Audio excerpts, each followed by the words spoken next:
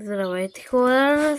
Здравейте на всички! В момента ще ви покажа радиоточката, която в момента е навън, но обаче тя не работи.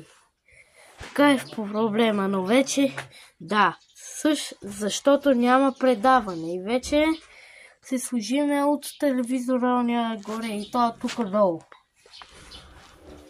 И по-добре се чува. Проблема е, че няма предаване, нали ви го казах, хора. Но в момента това тук, където се свързва това всичкото цяло тук, това тук е кабел на радиоточката. Този там е на голямата радиоточка, а тук е на малката радиоточка. Довиждане до следващия път.